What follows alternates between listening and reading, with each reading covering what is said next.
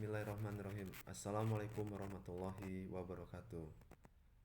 Di sini saya ingin mempresentasikan tugas mata kuliah Filsafat Hukum. Sebelumnya saya ingin memperkenalkan diri. Nama saya Ardirian Pratama, NPM 18211127, dan serta kawan saya Dwiki Agustino Alpi, NPM 18211138. Filsafat Hukum. Pengertian filsafat. Filsafat berasal dari kata philo yang berarti cinta, ingin. Sophia yang berarti kebijaksanaan. Menurut Plato, filsafat adalah ilmu pengetahuan yang berminat mencapai kebenaran yang asli. Menurut Aristoteles, ilmu pengetahuan yang meliputi kebenaran yang terkandung di dalamnya, ilmu matematika, logika, retorika, etika, ekonomi, politik, dan estetika. Menurut Descartes,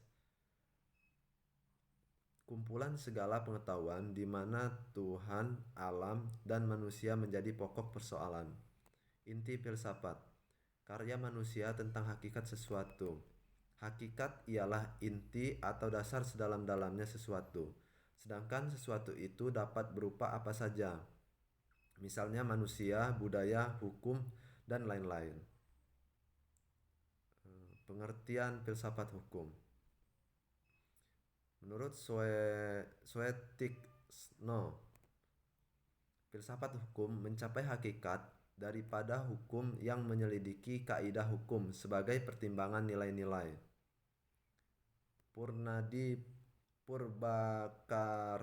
Purbakaraka dan Soerjono Suekanto. Filsafat hukum adalah perenungan dan perumusan nilai-nilai. Kecuali itu, filsafat hukum juga mencakup penyelesaian nilai-nilai. Misalnya, penyelesaian antara ketertiban dan ketentraman, antara kebendaan dengan keakhlakan, dan antara kelanggengan atau konservatisme dengan pembaruan. Objek filsafat hukum. Objek adalah sesuatu yang menjadi bahan atau lapangan penyelidikan dari suatu penelitian atau pembentukan pengetahuan. Objek filsafat ada dua macam, yaitu objek material dan objek formal. Objek material adalah suatu bahan atau lapangan penyelidikan yang menjadi tinjauan penelitian atau pembentukan pengetahuan. Objek formal adalah suatu pandang yang ditunjukkan pada bahan atau lapangan penyelidikan dari suatu penelitian atau pembentukan pengetahuan.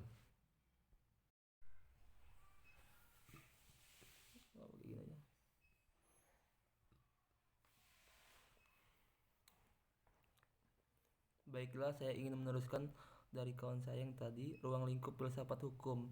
Objek pembahasan filsafat hukum tidak hanya masalah tujuan hukum saja, tetapi setiap permasalahan pemecahan, misalnya masalah-masalah hukum seperti: 1. Hubungan hukum dengan kekuasaan. 2. Hubungan hukum dengan nilai-nilai sosial budaya.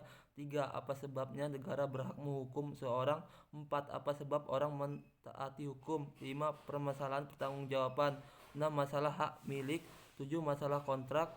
8. Masalah peranan hukum sebagai sarana pengharusan masyarakat. Fungsi filsafat: sifat holistik menyeluruh, supaya mempunyai pandangan yang harus mengenai hukum. Sifat spekulatif, supaya orang itu berani mengambil resiko apabila jika yang dia lakukan itu benar, dan agar supaya adanya inovasi. Fungsi: 1. Menyajikan pertanyaan yang tidak diajukan dalam ilmu empirik.